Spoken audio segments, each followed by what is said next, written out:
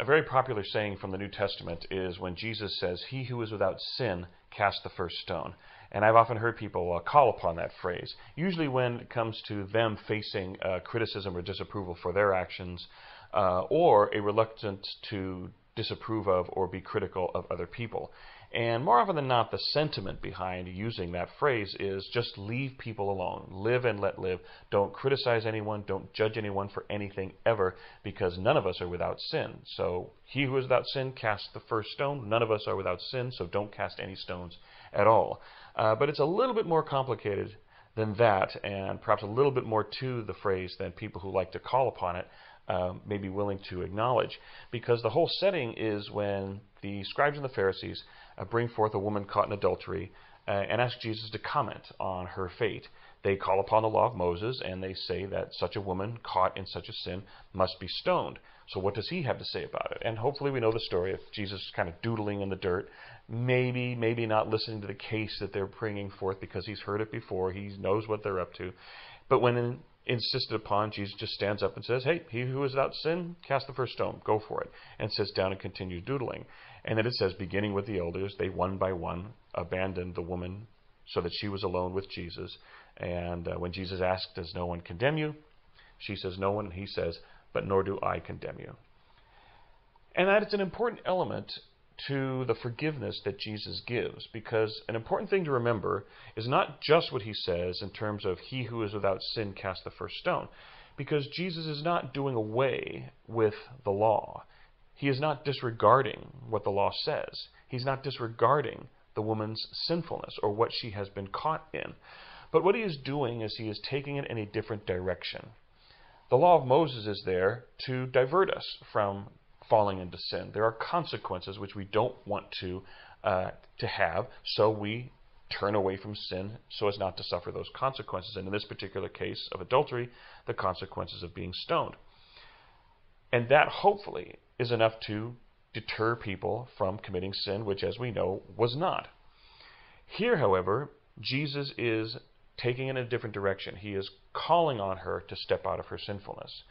Had they followed the law strictly, which Jesus is not disregarding, it would have been a permanent, one-time solution. She'd have been stoned, she'd have been dead, we wouldn't have to deal with it.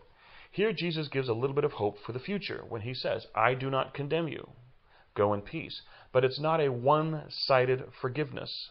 Jesus says, "Nor do I condemn you."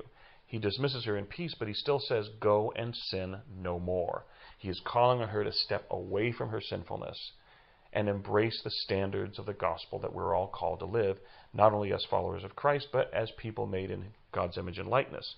So Jesus calls on her to respond to his forgiveness, to respond to the fact that he will not condemn her, despite what the law does say, which he doesn't disregard. He takes it to that angle of everything is meant to bring us away from sin. And in order for that to happen, we cannot just simply wallow in the fact that, well, God is love, God will always forgive us, and have no response on our part. Every now and again I'll hear people, speaking of God, say things like, well, God is love. He has to forgive me. God will always forgive me. If God is love, then he has to forgive me. Almost as if there's this rule book that God has to follow being God. Article 3, Section 4, Paragraph 2 says that God is love, therefore he has to forgive. If God has to forgive because he's God, then how much more do we have to respond to God's forgiveness by turning away from sin? But we know God is not a set of rules, and God is not a mindless robot fulfilling certain things. Nor are we mindless robots keeping in our sinfulness.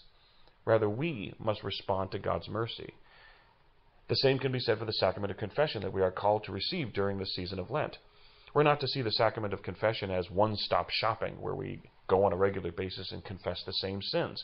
We may confess a sin that we have repeated, but we're not supposed to see the sacrament as something we simply go to have our sins forgiven, and then we continue on our sinfulness, only to go back to confession, to confess it again, and continue on.